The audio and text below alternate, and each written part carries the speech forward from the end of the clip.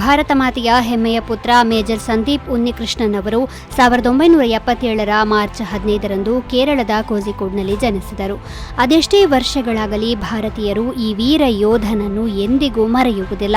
2008ರ November 26ರಂದು ಮುಂಬೈನ ತಾಜ್ ಹೋಟೆಲ್ಗಳ ಮೇಲೆ ಪಾಕ್ ಬೆಂಬಲಿತ ಲಷ್ಕರ್ ಎ ತೊಯ್ಬಾ ಸಂಘಟನೆಯ ಉಗ್ರರು ದಾಳಿ ನಡೆಸಿದ್ದಾಗ ಅದೆಷ್ಟೋ ಜನರನ್ನು ರಕ್ಷಿಸಿ ತನ್ನ ಪ್ರಾಣವನ್ನೇ ಅರ್ಪಿಸಿದ ಕೆಚ್ಚೆದೆಯ ನಾಯಕ ಅವರು. 2008ನೇ ಇಸವಿಯ ನವೆಂಬರ್ 26ರಂದು ಮುಂಬೈ ಹೋಟೆಲ್ಗಳ ಮೇಲೆ ಉಗ್ರ ದಾಳಿ ನಡೆದಾಗ ಎನ್ಎಸ್ಜಿಯ ಕಮಾಂಡೋ ಆಗಿದ್ದ ಮೇಜರ್ ಉನ್ನಿಕೃಷ್ಣನ್ ಮತ್ತು ಅವರ ತಂಡ ಭಯೋತ್ಪಾದಕರೊಂದಿಗಿನ ಸೆಣಸಾಟದಲ್ಲಿ ಮುಂಚೂಣಿಯಲ್ಲಿತ್ತು. 26ರಂದು ಉಗ್ರರ ಹಿಡಿತಕ್ಕೆ ಸಿಲುಕಿದ್ದ ಹೋಟೆಲ್ನಲ್ಲಿ 4 ದಿನ ಅಂದರೆ ನವೆಂಬರ್ 29ರವರೆಗೂ ಭಾರತೀಯ ಯೋಧರು ಮತ್ತು ಭಯೋತ್ಪಾದಕರ ನಡುವಿನ ಸೆಣಸಾಟ ಮುಂದುವರೆದಿತ್ತು. ಯಾರೂ ಬರಬೇಡಿ, ನಾನು ಈ ಉಗ್ರರನ್ನು ನೋಡಿಕೊಳ್ಳುತ್ತೇನೆ. ಇವು ಮೇಜರ್ ಸಂದೀಪ್ ಉನ್ನಿಕೃಷ್ಣನ್ ಅವರ ಕೊನೆಯ ಮಾತುಗಳು. ಅಂದು ಉಗ್ರರು ಅವರ ಮೇಲೆ ಗುಂಡು ಹಾರಿಸಿದ ಸಂದರ್ಭದಲ್ಲಿ ರಕ್ಷಣೆಗೆಂದು ಧಾವಿಸುತ್ತಿದ್ದ ಸಹಚರರಿಗೆ ಸಂದೀಪ್ ಉನ್ನಿಕೃಷ್ಣನ್ ಹೀಗೆಂದು ಸೂಚನೆ ನೀಡಿದ್ದರು. ನವೆಂಬರ್ 28ರಂದು ಸಂದೀಪ್ ಉನ್ನಿಕೃಷ್ಣನ್ ಉಗ್ರರ ಗುಂಡೇಟಿನಿಂದ ಹುತಾತ್ಮರಾದರು. ಆಗ ಅವರಿಗೆ ಕೇವಲ 31 ವರ್ಷ. 1999ರಿಂದ 2008ರವರೆಗೆ ದಿಟ್ಟತನ, ಧೈರ್ಯದಿಂದ ದೇಶ ಸೇವೆ ಮಾಡಿದ ಸಂದೀಪ್ ಉನ್ನಿಕೃಷ್ಣನ್ ಅವರಿಗೆ Sainya Seva medal, special service medal, operation Parakram medal ಗೌರವಗಳು ಸಿಕ್ಕಿದ್ದವು. ಅದಕ್ಕೂ ಮಿಗಿಲಾಗಿ ದೇಶಕ್ಕಾಗಿ ಪ್ರಾಣ ನೀಡಿದ ಸಂದೀಪ್ ಉನ್ನಿಕೃಷ್ಣನ್ ರವರಿಗೆ ಮರಣೋತ್ತರವಾಗಿ ಅಶೋಕ ಚಕ್ರ ನೀಡಿ ಗೌರವಿಸಲಾಯಿತು. ಭಾರತದ ಮೊದಲ ಮಹಿಳಾ ಪೈಲಟ್ ಸರಳಾ ಥಕ್ರಾಲ್ 2008ರ ಮಾರ್ಚ್ 15ರಂದು ನಿಧನರಾದರು. ಸರಳಾ ಕೇವಲ 21ನೇ ವಯಸ್ಸಿನಲ್ಲಿ ವಿಮಾನ ಹಾರಿಸಿ ಇತಿಹಾಸ ಸೃಷ್ಟಿಸಿದ್ದರು. ಮೊದಲ ಬಾರಿಗೆ ಸೀರೆ ಉಟ್ಟು ಕಾಕ್ಪಿಟ್ ಪ್ರವೇಶಿಸಿದಾಗ ಮಹಿಳೆಯರಿಗೂ ಆಕಾಶ ತೆರೆದುಕೊಂಡಿದೆ ಎಂಬುದನ್ನು ಸಾಬೀತುಪಡಿಸಿದ್ದರು. ಎರಡನೆಯ ಮಹಾಯುದ್ಧದ ಸಮಯದಲ್ಲಿ ಸರಳಾ ತನ್ನ ಗ್ರೂಪ್ ಬಿ ಪರವಾನಗಿಗಾಗಿ ತಯಾರಿ ನಡೆಸುತ್ತಿದ್ದರು. ಇದರಿಂದ ಅವರು ವೃತ್ತಿಪರವಾಗಿ ವಾಣಿಜ್ಯ ವಿಮಾನ ಹಾರಿಸಬಹುದಿತ್ತು. ಆದರೆ ಮಹಾಯುದ್ಧದ ಕಾರಣ ನಾಗರಿಕ ತರಬೇತಿಯನ್ನು ಸಂಪೂರ್ಣವಾಗಿ ನಿಲ್ಲಿಸಲಾಯಿತು. ಇದಾದ ನಂತರ ಸರಳಾ ವಿಮಾನ ಅಪಘಾತದಲ್ಲಿ ಪತಿಯನ್ನು ಕಳೆದುಕೊಂಡರು. ಬಳಿಕ ಅವರ ಜೀವನದ ಹಾದಿಯೇ ಬದಲಾಯಿತು. 1948ರಲ್ಲಿ ಅವರು ಎರಡನೇ ಬಾರಿಗೆ ಆರ್.ಪಿ. ಥಕ್ರಾಲ್ ಅವರನ್ನು ವಿವಾಹವಾದರು. ಫೈನ್ ಆರ್ಟ್ಸ್ನಲ್ಲಿ ಡಿಪ್ಲೊಮಾ ಪಡೆದಿದ್ದ ಅವರು ಆಭರಣ ಮತ್ತು ಸೀರೆಗಳ ವಿನ್ಯಾಸಕಿಯಾದರು. ಸರಳಾ ಅವರು 2008ರ ಮಾರ್ಚ್ 15ರಂದು ತಮ್ಮ 94ನೇ ವಯಸ್ಸಿನಲ್ಲಿ ಕೊನೆಯುಸಿರೆಳೆದರು. 1877ರ ಮಾರ್ಚ್ 15ರಂದು ಆಸ್ಟ್ರೇಲಿಯಾದ ಮೆಲ್ಬೋರ್ನ್ನಲ್ಲಿ ವಿಶ್ವದ ಮೊದಲ ಅಂತಾರಾಷ್ಟ್ರೀಯ ಟೆಸ್ಟ್ ಕ್ರಿಕೆಟ್ ಪಂದ್ಯವನ್ನು ಆಡಲಾಯಿತು. ಈ ಪಂದ್ಯದಲ್ಲಿ ಇಂಗ್ಲೆಂಡ್ ಮತ್ತು ಆಸ್ಟ್ರೇಲಿಯಾ ತಂಡಗಳು ಮುಖಾಮುಖಿಯಾಗಿದ್ದವು. ಈ ಪಂದ್ಯದಲ್ಲಿ ಇಂಗ್ಲೆಂಡ್ ತಂಡವನ್ನು ಜೇಮ್ಸ್ ಲಿಲಿವೈಟ್ ಮತ್ತು ಆಸ್ಟ್ರೇಲಿಯಾವನ್ನು ಡೇವ್ ಗ್ರೆಗೋರಿ ನಾಯಕತ್ವ ವಹಿಸಿದ್ದರು. ಈ ಪಂದ್ಯದ ವಿಶೇಷವೆಂದರೆ ಇದಕ್ಕೆ ಯಾವುದೇ ಸಮಯದ ಮಿತಿಯನ್ನು ನಿಗದಿಪಡಿಸಲಾಗಿರಲಿಲ್ಲ. ಇದರಿಂದಾಗಿ ಇದನ್ನು ಟೈಮ್ಲೆಸ್ ಪಂದ್ಯ ಎಂದು ಕರೆಯಲಾಗಿತ್ತು.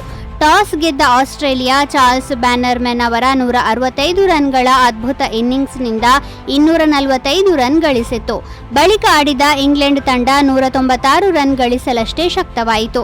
ಆಸ್ಟ್ರೇಲಿಯಾದ ಎರಡನೇ ಇನ್ನಿಂಗ್ಸ್ ಕಳಪೆಯಾಗಿದ್ದು ಅದು 104 ರನ್ ಗಳಿಸಲಷ್ಟೇ ಶಕ್ತವಾಯಿತು. ಟಾಮ್ ಹ್ಯಾರನ್ ಮಾತ್ರ ಎರಡನೇ ಇನ್ನಿಂಗ್ಸ್ನಲ್ಲಿ ಗರಿಷ್ಠ 20 ರನ್ ಗಳಿಸಿದರು. ಈ ಮೂಲಕ ಇಂಗ್ಲೆಂಡ್ ಗೆಲುವಿಗೆ 154 ರನ್ಗಳ ಗುರಿ ಪಡೆದಿತ್ತು. ಆದರೆ ಇಂಗ್ಲೆಂಡ್ ತಂಡ ತನ್ನ ಎರಡನೇ ಇನ್ನಿಂಗ್ಸ್ನಲ್ಲಿ ಕೇವಲ 108 ರನ್ಗಳಿಗೆ ಆಲ್ಔಟ್ ಆಗಿತ್ತು. ಇದರೊಂದಿಗೆ ಆಸ್ಟ್ರೇಲಿಯಾ ಈ ಮೊದಲ ಅಂತಾರಾಷ್ಟ್ರೀಯ ಟೆಸ್ಟ್ ಕ್ರಿಕೆಟ್ ಪಂದ್ಯವನ್ನು 45 ರನ್ಗಳಿಂದ ಗೆದ್ದುಕೊಂಡಿತು.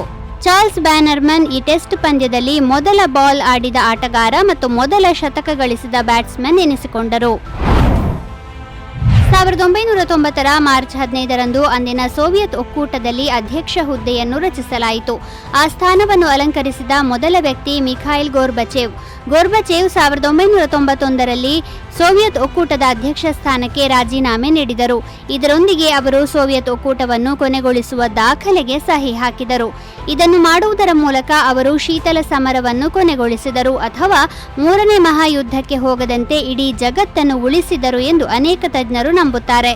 ಆದಾಗ್ಯೂ ಶೀತಲ ಸಮರವು ಯುಎಸ್ ಮತ್ತು ಸೋವಿಯತ್ ಒಕ್ಕೂಟದ ನಡುವಿನ ಪ್ರಾಬಲ್ಯಕ್ಕಾಗಿ ನಡೆಯುತ್ತಿದ್ದ ಯುದ್ಧವಾಗಿತ್ತು.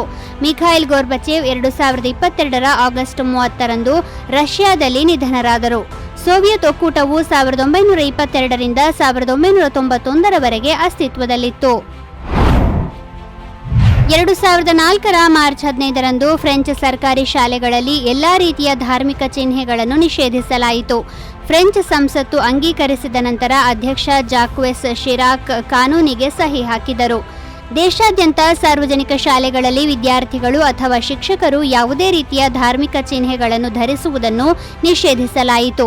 ಕಾನೂನಿನ ಅಂಗೀಕಾರದ ನಂತರ ಇದನ್ನು 2004ರ ಸೆಪ್ಟೆಂಬರ್ 2ರಿಂದ ಜಾರಿಗೆ ತರಲಾಯಿತು. ಈ ಕಾನೂನಿನ ಅಡಿಯಲ್ಲಿ ಯಾವುದೇ ನಿರ್ದಿಷ್ಟ ಸಮುದಾಯದ ಮೇಲೆ ಯಾವುದೇ ನಿರ್ಬಂಧವಿರಲಿಲ್ಲ. ಈ ಕಾನೂನು ಮುಸ್ಲಿಮರು, ಸಿಖ್ಖರು ಮತ್ತು ಕ್ರಿಶ್ಚಿಯನ್ನರಿಗೆ ಸಮಾನವಾಗಿ ಅನ್ವಯಿಸಿತ್ತು.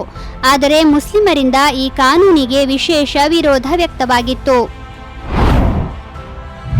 ಇಂದು ಅಂದರೆ ಮಾರ್ಚ್ 15ರಂದು ವಿಶ್ವ ಗ್ರಾಹಕ ಹಕ್ಕುಗಳ ದಿನವನ್ನು ಆಚರಿಸಲಾಗುತ್ತಿದೆ. ಈ ದಿನವನ್ನು ಮೊದಲ ಬಾರಿಗೆ ವಿಶ್ವಸಂಸ್ಥೆಯು 1983ರಲ್ಲಿ ಗುರುತಿಸಿತು. ಗ್ರಾಹಕರಿಗೆ ತಮ್ಮ ಹಕ್ಕುಗಳ ಬಗ್ಗೆ ಅರಿವು ಮೂಡಿಸುವುದು ವಿಶ್ವ ಗ್ರಾಹಕರ ದಿನವನ್ನು ಆಚರಿಸುವ ಉದ್ದೇಶವಾಗಿದೆ.